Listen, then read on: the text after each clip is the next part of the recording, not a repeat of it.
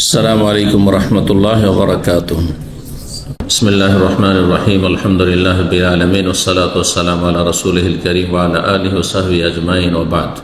সম্মানিত শ্রোতা দর্শক মণ্ডলী, আল্লাহ রাব্বুল আলামিনের প্রশংসা, নবী সাল্লাল্লাহু আলাইহি সাল্লামের উপর সালাতু ওয়া সালামের পর আজ বুধবার 20 শাওয়াল 1447 হিজরি মোতাবেক 8 এপ্রিল 2026 আমাদের ধারাবাহিক প্রশ্ন উত্তর পর্ব নম্বর 130। 10টি প্রশ্ন রয়েছে, বিভিন্ন দেশ থেকে আসা। ইনশাআল্লাহ তাআলা আমরা সংক্ষেপে উত্তর দেব। প্রথম প্রশ্ন করেছেন, আসসালামু আলাইকুম শাইখ ওয়ালাইকুম রাহমাতুল্লাহ। হাদিসের সনদ যদি দুর্বল হয় তবে ওই হাদিস কি দুর্বল হয় না? যেমন বুকের ওপর হাত বাঁধার হাদিস। হাদিসের সনদ যদি দুর্বল হয়, কতটা দুর্বল এটা দেখার বিষয় রয়েছে। দাফুন খফিফ, হালকা দুর্বল, এনজাবের যেই দুর্বলতা কে ওপরে একটু উঠানো যাবে, একটু শক্তিশালী করা যাবে, কিছু মোতাবাত শাওয়াহিদ সমর্থক হাদিস রয়েছে কিনা, এগুলো দেখার বিষয়। যদি এমনটা হয় যে কিছু এমন হাদিস রয়েছে যে হাদিসগুলির সমর্থক হাদিস এবং এত দুর্বল নয় যে এই দুর্বলতা থেকে হয় ওপরে উঠানো যাবে না, তখন হাদিস যায়িফ। আর যদি সেই ঘাটতি পূরণ করা সম্ভব হয় বিভিন্ন সমর্থক হাদিসের মাধ্যমে, সাহাবায়ে কেরামদের আমলের মাধ্যমে ইত্যাদি, তাহলে হাদিস হাসান লিগাইরি হতে পারে। দুর্বল হাদিস হালকা দুর্বল যদি হয় আর সমর্থক হাদিস থাকে তাহলে সেটা হাসান লিগাইরি পর্যন্ত পৌঁছে যায়। আর মকবুল গ্রহণযোগ্য হাদিস হচ্ছে 4 প্রকার: সহি লিজাতিহি, সহি লিগাইরিহি, হাসান লিজাতিহি, হাসান লিগাইরিহি। জি। তারপর উদাহরণস্বরূপ প্রশ্নকারী বলছেন, যেমন বুকের ওপর হাত বাঁধার হাদিস। বুকের ওপর হাত বাঁধার হাদিস, প্রথম কথা, জয়ীফ সবার কাছে নয়। একদল ফোকাহাদের কাছে জয়ীফ, হানাফি এবং হাম্বেলিরা এরা বলছে জয়ীফ, কিন্তু শাওয়াফি মুহাদ্দিসিন, আহলে হাদিস মুহাদ্দিসিন তারা বলছেন যে বুকের উপর হাত বাঁধার হাদিস আপনার জয়ীফ নয়, বরং সেটি সহিহ। জি। এবং কয়েকটি হাদিস রয়েছে, সমর্থক হাদিস রয়েছে। তারপর সহিহ বুখারীর আরেকটি হাদিস তারা বুকের উপর হাত বাঁধার মতটি শক্তিশালী প্রমাণিত হয়, যে তাতে রয়েছে যে নবী সাল্লাল্লাহু আলাইহি ওয়াসাল্লাম হাতের বাহুর ওপর হাত রাখার কথা বলেছেন বা রেখেছেন। হাতের বাহুর ওপর হাত রাখা, হাতের বাহুর ওপর যদি কেউ হাত রাখে তো নাভির নিচে হাত যাবেই না, বুঝতে পেরেছেন? জেরা যদি রাখা হয় এইভাবে, তাহলে নাভির নিচে যদি কেউ নিয়ে যায় তাহলে ঝুঁকতে হবে, আর ঝুঁকে সালাত পড়া যায়জ না। বডিকে সোজা করে সালাত পড়তে হবে। এই হাদিসটি পরোক্ষভাবে প্রমাণ করে যে বুকের ওপর হাত বাঁধা হচ্ছে সহিহ সুন্নাহ। আর সহিহ ইবনে খুজাইমার একটি হাদিস রয়েছে, হাদিসটিকে কেউ দুর্বল বলেছেন, কেউ সহিহ বলেছেন। জি। সুতরাং এটাকে স্বীকৃত মনে করলে হবে না যে হাত বাঁধা সম্পর্কে যত হাদিস আছে সব জয়ীফ। এটা হাম্বেলিদের কথা নয়, হানাফিদের কথা, এটি অন্যান্য মুহাদ্দিসদের কথা নয়। জি। আল্লামা আলবানী রাহিমাহুল্লাহ তাহকিক পড়ে দেখুন। জি। 2 নম্বর প্রশ্ন বলছেন, আসসালামু আলাইকুম শাইখ ওয়ালাইকুম রাহমাতুল্লাহ। গণতান্ত্রিক পদ্ধতিতে নির্বাচিত নেতার আনুগত্য করা কি ফরজ? যদি কেউ হারাম পন্থাতেও, এমনকি যখন একজন শাসক আরেকজন শাসনের বিরুদ্ধে লড়াই করে, যুদ্ধ করে, রক্তপাত করে নেতৃত্বে আসত, প্রাচীন যুগে এমনটাই হতো।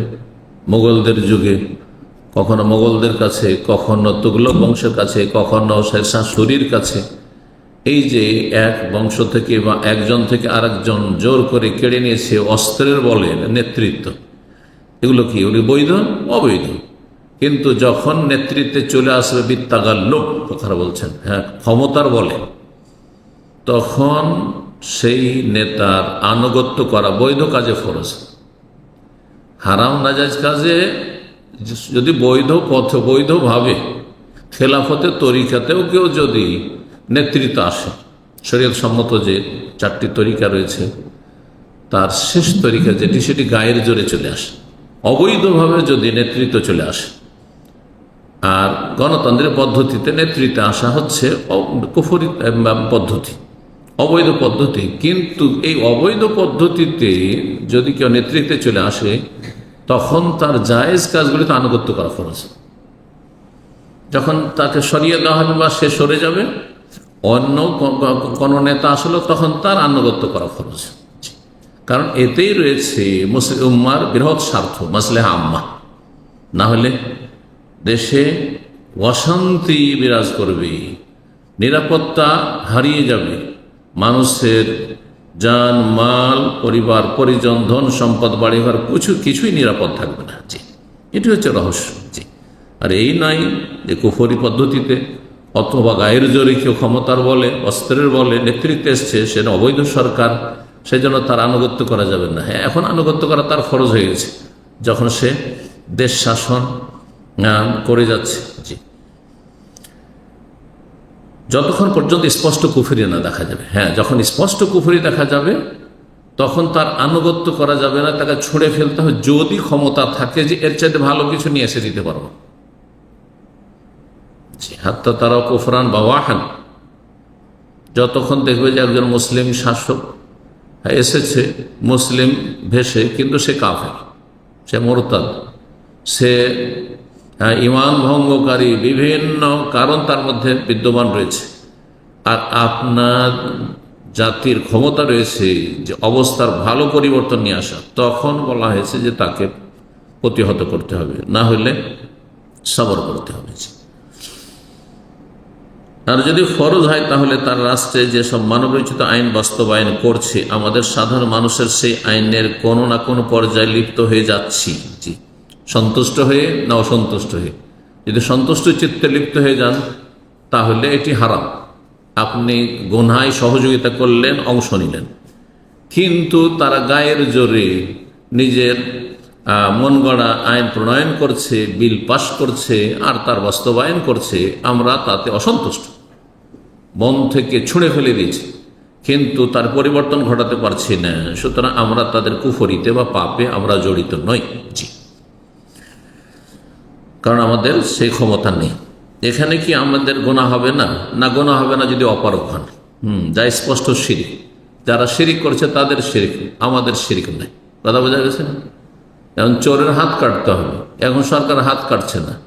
জেনাকারীকে রজম করতে হবে বিবাহিত হলে, বোঝা গেছে না? এইরকমই খনিকে খুন করতে হবে, কেসাসের বাস্তবায়ন করতে হবে, তারা করছে না। এখন এতে যদি আপনি সন্তুষ্ট থাকেন যে 10 বছর 20 বছর জেল হয়েছে, খুব ভালো হয়েছে, এতে আমি সন্তুষ্ট, তাহলে আপনি ওই পাপে জড়িত, তাহলে আপনিও তাদের সাথে একত্রিত হবেন জাহান্নামে। কিন্তু যদি আপনি এই আইনকে অন্তর থেকে ঘৃণা করেন, মানবরচিত আইনকে, এবং কোনো মতেই আপনি মেনে নিতে রাজি না, কিন্তু চাপিয়ে দেওয়া হয়েছে, তাহলে আপনার কোনো গুনাহ হবে না, নীরব আপনি। 3 নম্বর প্রশ্ন বলছেন, আসসালামু আলাইকুম শাইখ। ওয়ালাইকুম সালাম। পরীক্ষায় নকল করে বা যে কোনোভাবে অবৈধভাবে লিখে পাশ করে সার্টিফিকেট অর্জন করেছে, আল্লাহ হিদায়াত করুন, সে সার্টিফিকেট দিয়ে সে কি উচ্চতর ডিগ্রি নিতে পারবে, যেমন অনার্স? যদি না নিতে পারে তাহলে করণীয় কি? সে তো অবাক করবে। প্রথম কথা বলছে, উল্লেখ্য সব নকল করেনি, নিজের যোগ্যতাও ছিল, তো কিছু গুনাহ করেছে আর কিছু জায়েজ কাজ করেছে। সুতরাং এই ক্ষেত্রে বলবো যে আল্লাহর কাছে তওবা করবে, ক্ষমা প্রার্থনা করে ইস্তেগফার করবে, গুনাহের জন্য, অন্যায়ের জন্য, অন্যের হক নষ্ট করার জন্য অনুতপ্ত হবে, আল্লাহ গফুর রহিম, এবং তার শিক্ষাকে চালিয়ে যাবে। আর যেই যোগ্যতায় ঘাটতি ছিল সেই জন্য নকল করেছে, সেই ঘাটতিগুলো পূরণ করার চেষ্টা করবে, আর তারপরে হালাল রিজিক গ্রহণের চেষ্টা করবে। জি, কিন্তু সে নকল করেছে সেই জন্য আর ওপরে লেখাপড়া করবে না। হ্যাঁ, 12 ক্লাস পড়ে আপনি উচ্চ মাধ্যমিক পড়ে থেকে যান যেহেতু নকল করেছেন, না, এটা ফতুয়া ঠিক নয়, ভুল ফতুয়া। জি, 4 নম্বর প্রশ্ন, আসসালামু আলাইকুম শাইখ। ওয়ালাইকুম সালাম। আমার স্ত্রী একজন, আমার বলছেন, আমার একজন মহিলা বলছেন, আমার স্বামী একজন সাপ্তাহিক মুসল্লি, মানে জুমা পড়া মুসলমান, নামে মুসলমান, সে শুধু রমজানের রোজা ও নামাজ নিয়মিত পড়ে, আল্লাহ হিদায়াত করুন। আমি তাকে প্রতিদিন নামাজের তাগিদ দিই, সে পড়বো বলে কিন্তু পড়ে না, তার চরিত্র ভালো। যার আল্লাহর সাথে সম্পর্ক তার কিসের চরিত্র ভালো? আমি তাকে ভালো মনে করি না। আমি নিজের পক্ষ থেকে বলছি না, এটি কোরআন হাদিসের কথা। যার সম্পর্ক আল্লাহর সাথে খারাপ, তার সম্পর্ক মানুষের সাথে ভালো হইতে পারে না। সাময়িক, টেম্পোরারি, তার স্বার্থে ভালো, তার স্বার্থে ভালো, আল্লাহর ভয়ে ভালো না। তার স্ত্রী তার অনুগত, তার কাজ করে দিচ্ছে, সেজন্য ভালো আচরণ করছে। কিন্তু তার মনের উল্টো হলে যে কোনো সময় পাপে জড়িয়ে যাবে, যে কোনো সময় অন্যায় করে ফেলবে, যেহেতু আল্লাহর ভয় নেই, তা কনে তার মধ্যে। জি, বেনামাজি কখনো ভালো মানুষ না। আমার বাবা বড় ভাই নেই, আমার যাওয়ার জায়গা নেই, ছোট ভাইরা তো আছে। জি হ্যাঁ, বেনামাজির সাথে সংসার করে মনে শান্তি পাচ্ছি না, এটা আপনার ঈমান আছে এর পরিচয়। আলহামদুলিল্লাহ, আল্লাহ যেন এটাকে বৃদ্ধি করেন। আমার 3টি সন্তান, আল্লাহ তাদের নেক হায়াত দান করেন। একজনের শারীরিক ত্রুটি আছে, আমি আমার স্বামীকে ভালোবাসি না। প্রাকৃতিক ভালোবাসার অতিরিক্ত এইভাবে ভালোবাসা একজন বেনামাজিকে, পাপীকে জায়েজ না। অন্তরে যতটা তার অপরাধ আছে ততটা ঘৃণা অবশ্যই হইতে হবে, যার নাম হচ্ছে বারা ওলা। আল্লাহর সাথে, আল্লাহর বান্দাদের সাথে, ভালো মানুষদের সাথে হইতে হবে মিত্রতা। আর বৈরিতা, যে যত বেশি আল্লাহর নাফরমান তার সাথে বৈরিতা থাকতে হবে। সুতরাং আপনি একটা বেনামাজি স্বামীকে ওইভাবে ভালোবাসবেন যেমন একটা নামাজি স্বামীকে ভালোবাসা যেমন মোটেই জায়েজ নয়। এখন আমি কি করব? আল্লাহর কাছে দোয়া করেন তার হেদায়েতের জন্য। যদি হেদায়েত হয়ে যায় সবচেয়ে ভালো, আপনার জন্য ভালো, তার জন্য ভালো, আপনার ছেলেমেয়ের জন্য ভালো। আর না হইলে আল্লাহর কাছে মুক্তির জন্য দোয়া করেন। যদি দেখছেন যে না, হেদায়েত হলো না, নামাজি হচ্ছে না, তাহলে তার থেকে মুক্ত হওয়ার জন্য রবের কাছে দোয়া করেন যে রব্বিনা জিনি মিনাল কওমিজ জালিমিন। জি, দোয়া করেন যেমন দোয়া করেছিলেন আসিয়া রাদিয়াল্লাহু তাআলা আনহা, ফিরআউন কাফেরের কবল থেকে রক্ষা পাওয়ার জন্য। জি, আল্লাহ হেদায়েত দান করুন।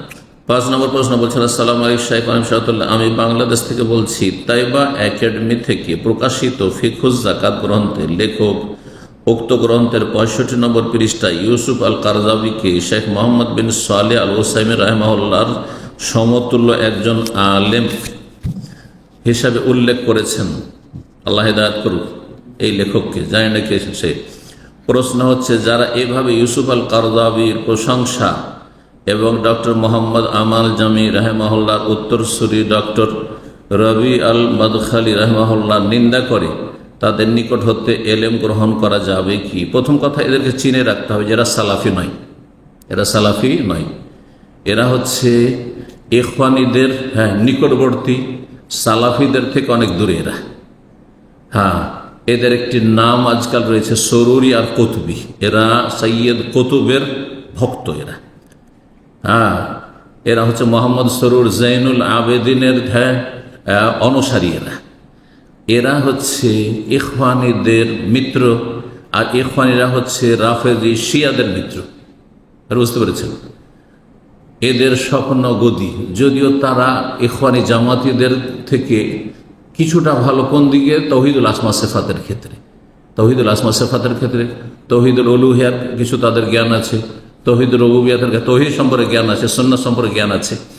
কিন্তু আপনার যখন রাষ্ট্রীয় বিষয়গুলি আসে, যে জনগণের শাসকের সাথে কেমন আচরণ হইতে হবে, সেই ক্ষেত্রে তারা বিভ্রান্ত, সেই ক্ষেত্রে তারা পাক্কা ইখওয়ানি জামাতি বিভ্রান্ত। আল্লাহ তাদের হেদায়েত দান করুন।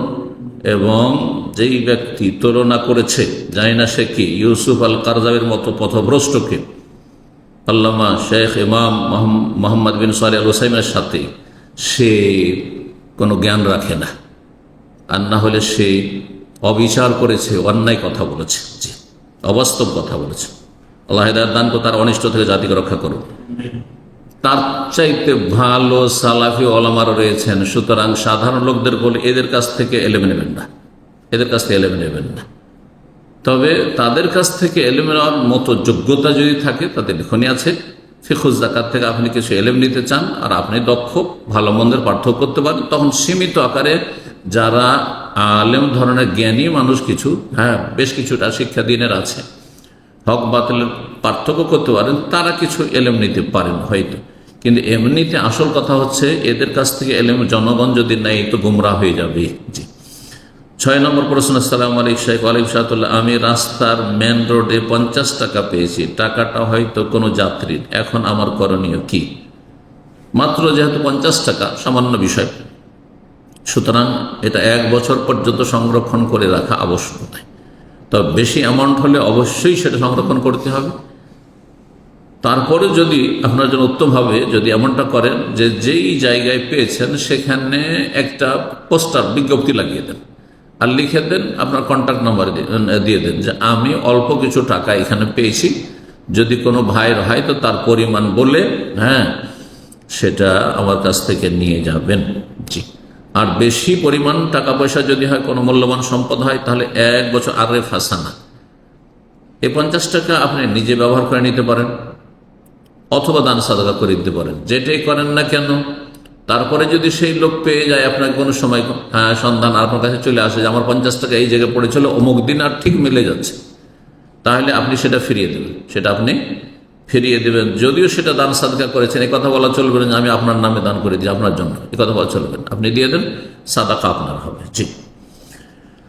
7 নম্বর প্রশ্ন বলছেন, আসসালামু আলাইকুম শাইখ ওয়া মুসল্লিদের জন্য দেওয়া পানি খতিব, ইমাম, মুয়াজ্জিন, খাদেম খাওয়ার জন্য একাধিক বোতল বা কার্টুন নিয়ে যেতে পারবে কি, যদি মসজিদের দায়িত্বশীল যিনি রয়েছেন, প্রধান রয়েছেন, তার অনুমতি থাকে, তাহলে নিতে পারে। বিনা অনুমতিতে নেওয়া জায়েজ নয়। জি। তবে অন্য মুসল্লিরা যতটা খায়, একটা পান করলো, একটা বোতল হবে না, 2টো পান করলো একসাথে, এতটা জায়েজ। কিন্তু পান করার পরে কেউ পান করবে না, এখন হয়তো বেশি ঠান্ডা হয়েছে, চলো একটা নিয়ে চললাম, একটা নিতে পারেন মুসল্লি আপনি। একটা আপনি 5 ওয়াক্ত 5 বার আপনি ইমাম সাহেব সালাত পড়াইতে আসছেন অথবা মুয়াজ্জিন আজান দিতে আসছেন, খাদেম খেদমত করছেন, যতক্ষণ আপনি খেদমত করছেন তাতে 10টা পানি দরকার। আপনার দিনে 10টা পানি পান করতে পারেন, কিন্তু রুমে নিয়ে যাবেন আর 24 ঘন্টা সেই পানি পান করতে থাকবে, এটা জায়েজ নয়, এটা আমানত খেয়ানত।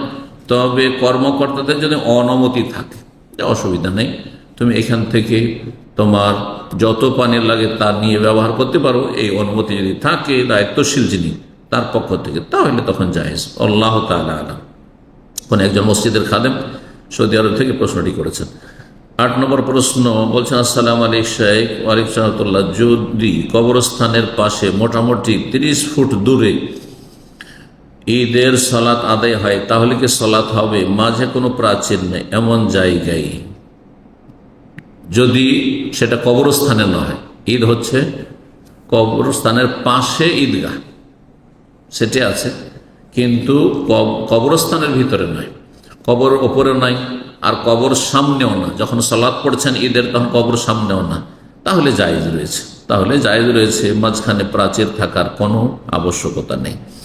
কিন্তু যদি হয় যে কবরস্থান আর কবরস্থানের একটা অংশ খালি আছে আর সেখানে আপনারা সালাত করছেন, না, এটা করবেন না। কবরের উপরে মোটেই জায়েজ নাই, কবর সামনে করে সালাত পড়া মোটেই জায়েজ নাই, কবর উদ্দেশ্যে সালাত পড়া হচ্ছে শিরক। জি। 9 নম্বর প্রশ্ন বলছেন, আসসালামু আলাইকুম শাইখ। ওয়ালাইকুম সালাম। স্বামীকে জীবনের শুরুতে অনেক আদর ভালোবাসতাম, কিন্তু তার আচরণ এবং অন্য মহিলার সাথে পরকীয়ার কারণে আমার মনের ভিতর ঘৃণা আসে, আগের মতো করে ভালোবাসতে পারি না। এটা অবশ্যই থাকতে হবে, এটা অবশ্যই থাকতে হবে। জি। এটা হচ্ছে আপনার ইমানের দাবি যে আপনি খারাপ মানুষকে যতটা খারাপ মনে করবেন, অন্তর থেকে ঘৃণা করবেন, সে স্বামী হোক না কেন আর স্ত্রী হোক না কেন, ভাই হোক না কেন, বাপ হোক না কেন, মা হোক না কেন, আর শাসক হোক না কেন, জনগণ হোক না কেন।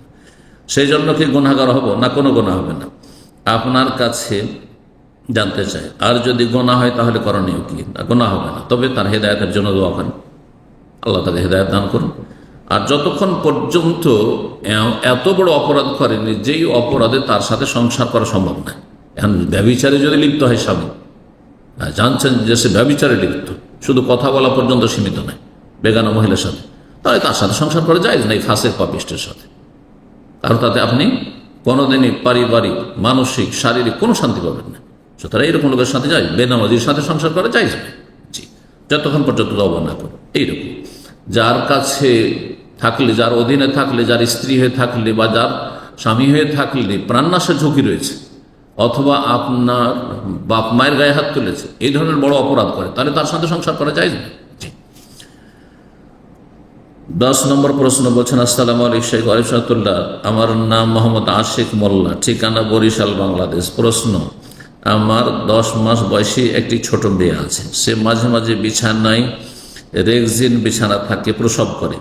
একদিন তার প্রসব আমার মোবাইল ফোনে লাগে। পরে আমি ভেজা কাপড় দিয়ে মোবাইলটি মুছে পরিষ্কার করি, কিন্তু পানি দিয়ে ধোয়া সম্ভব হয়নি। এই অবস্থায় যদি আমি সেই মোবাইল পকেটে রেখে নামাজ আদায় করি, তাহলে কি আমার নামাজ সহি হবে? হবে। ধোয়া শর্ত নাই যে মোবাইল ধুয়ে মোবাইলটিকে নষ্ট করে দেবেন, না, ইসলাম এত কঠোর নাই। পানি পাক পবিত্র পানি দিয়ে মুছে দিয়েছেন, এতে আপনার মোবাইল পাক পবিত্র হয়ে গেছে। জি, নাকি এতে কোনো ত্রুটি হবে না? কোনো ত্রুটি হবে না। জি, বারাকাল্লাহু ফিকুম। এখানে আজকের প্রশ্ন তো শেষ করছি। আল্লাহ রাব্বুল যেন আমাদের উপকারী জ্ঞান দান করেন, ভালো কথা বলার তৌফিক দান করেন, সহি কথা বলার তৌফিক দান করেন, সে অনুযায়ী আমলের তৌফিক দান করেন। আল্লাহর সমস্ত বিভ্রান্তি থেকে, গুনাহ থেকে, ভুল ভ্রান্তি থেকে আল্লাহ রাব্বুল আলামিন যেন আমাদেরকে মুক্ত রাখেন এবং ভুল হয়ে গেলে তওবা করে সংশোধন করে ফিরে আসার তৌফিক দান করেন। সুবহান রাব্বিকা রাব্বিল ইজ্জাতি আম্মা ইয়াসিফুন ওয়া সালামুন আলাল মুরসালিন ওয়াল হামদুলিল্লাহি রাব্বিল আলামিন।